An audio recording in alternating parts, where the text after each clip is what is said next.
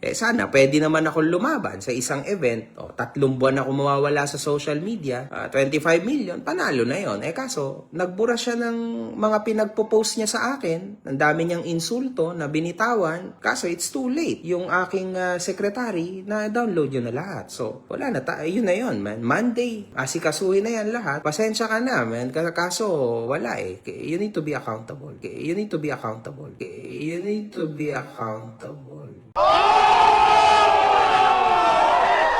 Okay mga kapengyo ko, meron na naman tayong napakainit na reaction video ngayong araw na kung saan paring MG muli pong sumiklab no dito nga kay Tomodachi. Alam naman natin mga kapengyo na mahilig nga maghamon etong si Tomodachi at talagang marami na rin siyang hinamon. Pero ibang kalaban po ang binangga ngayon ni Tomodachi na kung saan si Makagago. Alam naman natin etong si paring MG sanay na sanay ito pagdating sa social media. At yung mga pinagdadaanan neto ni Tomodachi ngayon napagdaanan na rin po yan talaga neto ni Makagago. Real talk po yan mga kapengyo. Sa mga nakakilala po talaga dyan kay MG talagang alam nyo na lahat yan. Etong si paring MG talaga naman mga kapengyo no, na simple na lang yan ngayon. Wala na po yung pagka-Makagago niya talaga. Inalis na po talaga niya yun. Kumbaga iba na to ibang itong 2026, 2025 nung pumasok yan, iba na yung kanyang mga naging content at binago na talaga niya yung kanyang sarili. Inaayos niya yung kanyang contents dahil gusto niyang makabalik ulit sa social media na hindi na nangungupal at hindi na talagang gago. Kumbaga siya na yung mga mangungurek dun sa mga gago. Kaya ito po yung nangyari ngayon kay Tomodachi na kung saan nag-delete po siya ng mga paghahamon nga niya dito kay Makagago. Alam naman natin kamakailan lamang live ng live itong si Tomodachi at sinasabi nga niya duwag si Makagago, kesyo ganito, hindi lumalaban, pumapalag sa kanya, hinahamon niya talaga no ng one-on-one. Pinuntahan pa ata niya no, kung di ako nagkakamali, correct me if I'm wrong mga kapengyo, pinuntahan pa daw niya doon sa Laguna kung saan nakatira si sa San Pablo no. So ngayon mga kapengyo, biglang nag-delete etong si Tomodachi na kung saan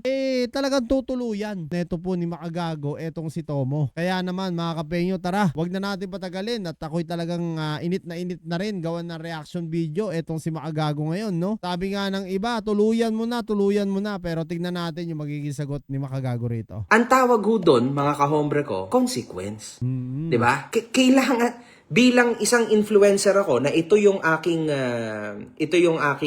ginagawa. Walang choice doon, mga kahombre ko. Kailangan may consequence. That's normal, 'di ba? Ngayon, tulad niyan, pinagbubura na ni Tomodachi yung kanyang mga pinost sa akin na paghahamon niya, videos niya. Kaso lahat ho yun, na-download ko na. Patay. May link na rin. Patay. And Monday, aasikasuhin na yan ng secretary ko kasi ipapa-authenticate ko na ho yan Aray mo. sa CICC. So, bibigyan ko talaga to ng magandang leksyon. Pasensya ka na, Tomodachi, baka negosyo lang tong iniisip mo, no? Pero I want you to be accountable sa mga kalokohan, sa mga kasinungalingan mo, sa mga pinagsasabi mo, 'di ba? You must be accountable. Kasi bakit ako lang lagi ang dapat maging accountable? Napaka-unfair na social media sa akin. Kapag ako yung may nasasabi na extra, kakasuhan ako. Di nyo lang alam, dami kong kaso pang hinaharap up till now. Siguro 6 na tao pa ang hinaharap ko monthly sa korte. Mga sikat na personalidad yan. Bakit ako lang? Hindi ho pwede na ako lang. Ako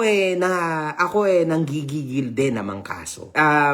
Sa totoo lang gusto kong makita na at least naman mag-work. Yung sa ko naman, rights ko naman, 'di ba? Bakit ako lagi kakasuhan? Bakit ako lagi paulit-ulit, 'di ba? Doon na lang tayo. Pasensya ka na, Tomodachi, pero ganun siya magwo-work. Sayang naman ang pera ko kung di ko gagamitin. So, pasensya ka na, kaso hindi lang ako pwede ang lagi na lang ako ang kinakasuhan. Lagi na lang ako accountable. Ako na maya may darating na subpina sa akin. Alam nyo, sa totoo lang, pigang-piga na rin abogado ko. So, pwede ba ako naman? Pwede ba tumest ako naman? Yun lang naman yun. So, sayang, wala din naman siyang 25 million. Sana, pwede naman ako lumaban sa isang event. 3 buwan ako mawawala sa social media. 25 million, panalo na yun. Kaso, nagbura siya ng mga pinagpo-post niya sa akin. Ang dami niyang insulto na binitawan. Kaso, it's too late. Yung aking secretary, na-download yun na lahat. So, wala na. Yun na yun, man. Monday, asikasuhin na yan lahat. Yun na yun. Pasensya ka na, man. Kaso, wala You need to be accountable. So yan mga kapengyo, no? Rinig na rinig nyo naman yung sinabi ni Makagago nga rito na kung saan you have to be accountable, Tomodachi. Na kung saan, alam naman natin kung ano-ano nga rin yung sinabi ni Tomo dito kay Makagago, kay paring MG. At ngayon mga kapengyo, no? Si MG naman gaganti sa kanya. Pagka Monday nga raw, talagang tutuluyan at kakasuhan na nga etong si Tomodachi mga kapengyo. Ano kayang masasabi nyo dito? At